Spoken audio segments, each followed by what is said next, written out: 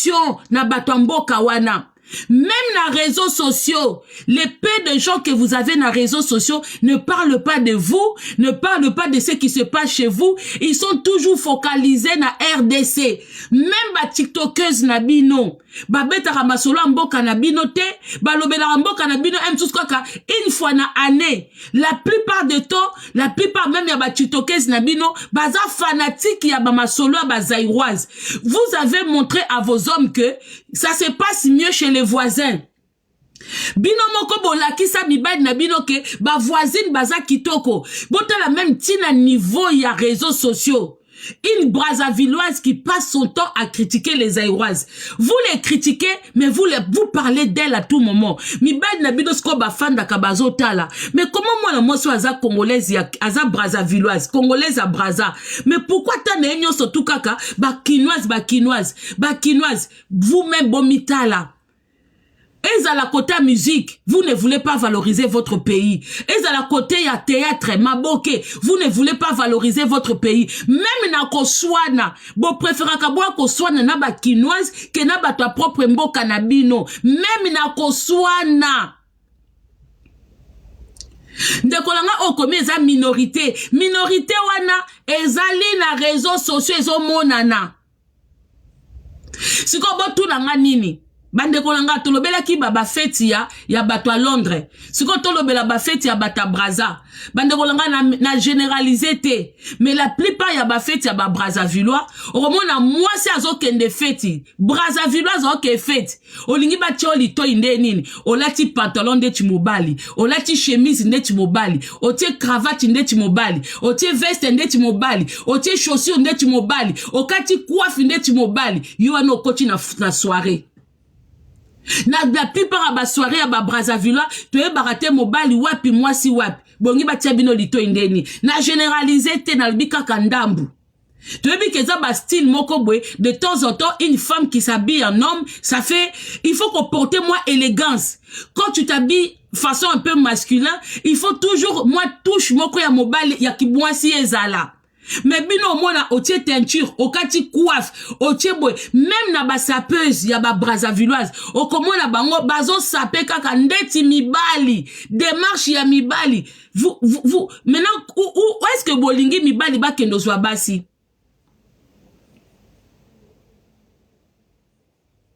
Te, ba mibali ba Brazzavilloise ba yebi kolata. Biso ne to comprendre kate ko kasate ke so moni bango na veste na moi ni na bango pochette na bango awa bango baza extravagante bango mona bango kana ba carré na ba jaune na ba vert ba ebi kolata prévane bozwa kaka sa père na bino moko a Congo Kinshasa botinda ye pa ya Angélique soki Angelina akendo passé roi de shopping. Tozana saper na biso a Congo Brazza, azwa na roi de shopping, a classa bilamba comme il se faut, a classa ba couleur comme il se doit. Côté na to kota débattre tozana na makambu ya basi. Il y a beaucoup de femmes congolaises qui sont très belles, qui s'habillent kitoko, qui s'habillent classique, baza vraiment magnifique. Mais vu que oya mabe, bazwa trop les devant, moi ya kitoko ba monana ezate. Moyen ya kitoko ba mona nezate parce que ya mabe babima trop. Même façon de parler. Au moins soki ozoloba accès à mabe. Faut attendre moi, hein? Moi jar. Ayiko, ayaki alobi asalibwe. Soko moni linga les a na difficulté loba munu kutuba. Soko moni linga les a na difficulté loba lari parce que linga la oya bino et ça la pena moi tendresse ité hein moi tendresse ezate neti côté na biso ba ethnie belé baza basi pena soki mobala leki to bwa kamande ti pa ba swahili muswahili azwila yo mobali Kami kapenda kusa buswahili ata azako silika po sentir kazo silika za moins difficile ba etenye belé pa na biso ezake soka Julio mobali divorce ezalaka lango partout déception eza partout sauf que biso toza na ba ethnie belé oyo basi wana penda soko bimisi bango neti pa ba Congo obimisi mwasa mukongo akoyelo na soni donc soni wana pe ezo charmer mobali oye na mwasa mukongo akangika aliputa na tolo hein mama kaiko benga munu kwiza mama munu kwiza azoya ndeti mutuna se mama kaiko benga munu kwiza mama oke pa ba mongo asidika kametange komi likambu ya mobali ya kokwena mbetu mongo kamusidika pa mongo kamulakisa kinduba na enyoso na mbetu mongo komona ya kosilika na wenze okomona kosilika tanga ke toka mai ake babenga ngoni kopepa mai na piuku na pui babenga ngoni so bake na kuna na pui na bango bake ko nini pozo comprendre mais vous-même ngana yaki ko sabino la femme congolaise c'est vrai votre pays est petit le peu des hommes qui sont chez vous qui sont en tête ne sont pas mariés avec les Congolaises de Brazza. Vous avez raison. Boza penza na raison ya ko se révolter. Même pas na biso to teleme la kabango babala mingi ba étrangère. Mais sauf que pas na biso il y a beaucoup de moitié. Neti o ba ocho ba soki azobela liboma soki ya solo ou pas. 50-50. Neti banani baza ebele. Kota ya bano mususu wana bano ba parents na bango balisaka bango pa ba libanais pa banani bazape soko tali race na bango bakokoza la ndambu biso mais ndambu ya ba ekolo mususu. C'est à vous de faire très attention la famille. Apprenez maintenant à vous mettre en valeur. Apprenez à faire les choses qui valorisent votre pays, qui vous valorisent. Bossa la kabalev ya bino na bino. Arrêtez de tirer l'attention sur des Aïroises. Vous dites qu'elles sont des Ndumba. Vous dites qu'elles viennent chez vous pour faire les Ndumba. Abaza maye l'été. Elles ne savent pas s'exprimer en français. Mais bino na ba français na makamnyo sotu wana. Maman, mbete qui parle ba français te. Kolambe qui parle ba français te. Moi, je trouve ça normal te que kobanda moi mobimbeleki mutaza mutabraza au fongoli live aux angsi di kamba Kinshasa te. Chez nous, c'est rare. Même Sarabino, déjà, que Toza est belé. Même ma propre abonné, même Bandonabiso Bazana Congo Braza, ils préfèrent quoi kota la kabiso. Parce que, à mon elo koni na hôtel na mboka na été. Bofan di saba analyse té. Vous êtes là tout le temps en train de parler des filles quinoises. Vous êtes là tout le temps en train de parler de ce qui se passe au Congo. Musiciens en a problème boyé. Bata joueur bas en a problème boyé. Bata maboke boyé. Naba tiktokeuse, Jemima boye, Maria boye, Mama Kongo boye kofinga, bozana batu na bino boku misaka, kanyot boye, Makamunyoso, Maga boye kofinga, mais tous ces gens-là, ce sont des quinoises. Si ko tango batu baza pa na bino babona mais comment ba fiyo ba swana ka bango na bango te, biso to swana ka biso na biso, to bongisa na ka biso na biso, comment vous réseaux sociaux mobimba, vous n'avez pas les sujets de votre pays. Valorisez, valorisez votre pays. Créez les choses. Biso même abonné so ba moni que réseaux sociaux et coach calme. Ba bandi ko swani sa biso boto na ba mulu ba deluxe. Ba kiboko lo news. Ba mulu ba deluxe. Ba eyinda kaka. Ba bordure ya TikTok. Soki ba moni mukolo wana elali.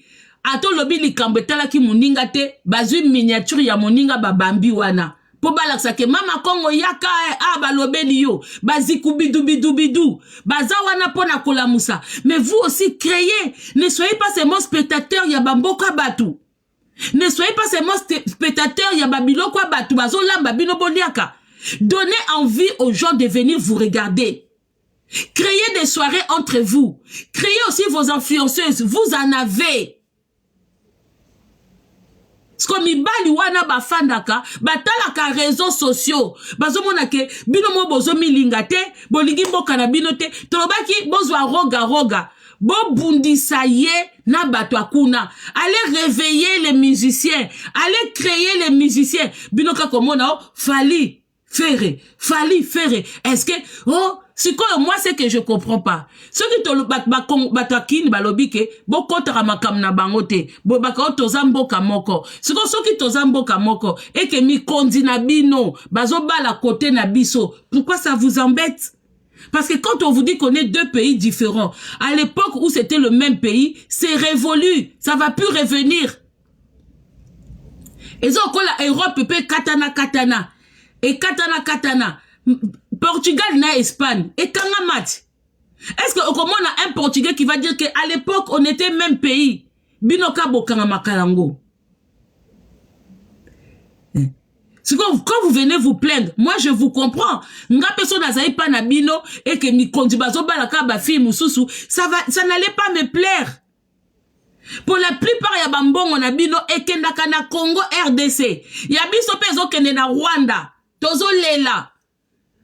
Musicien zo uta Congo Kinshasa ayembi nzembo neti mtokwa roga bo pousser ya sala kabanzembo lokola Fali bo pousser ya sala banzembo lokola Héritier lokola Ferré lokola Jean Robert roga kasoki bobini rumbe zate et azata na nzembo teke ofani na mbetu ozobonde la mobali ozobonde la mwasi. Allez-y, créer. Vous devez en avoir des personnes comme ça. Il faut aller les chercher.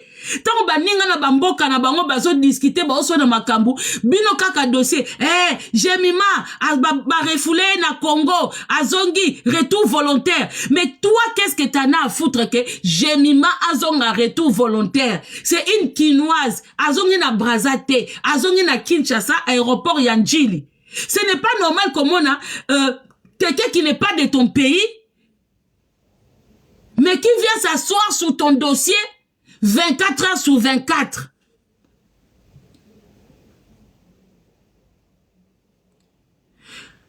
Je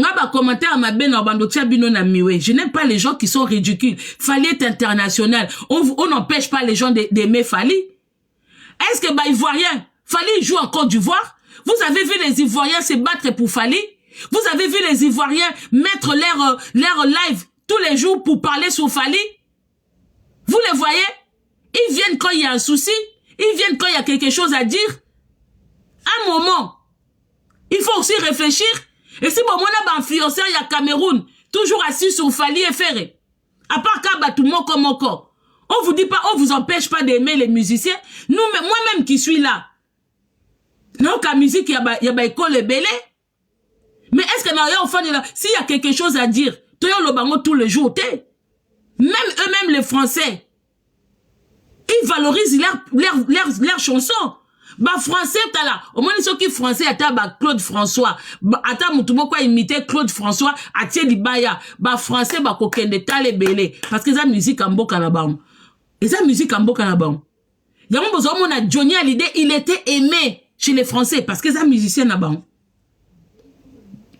Mutu faut qu'on valoriser. On t'empêche pas de parler chez les autres. Et dans les réseaux sociaux, vous mangez quinoa, vous lavez quinoa. Et dans la nine, ngala comprena kate au moins na mutu atie live ayo finganga. Na makamu ya mboka nanga, na koswana ya mboka nanga, na batatu ya mboka nanga, mais mutu mboka mususu atie linga video, mama Kongo yo, mutu boaleki yo zo kanisa nini. Je trouve ça ridicule.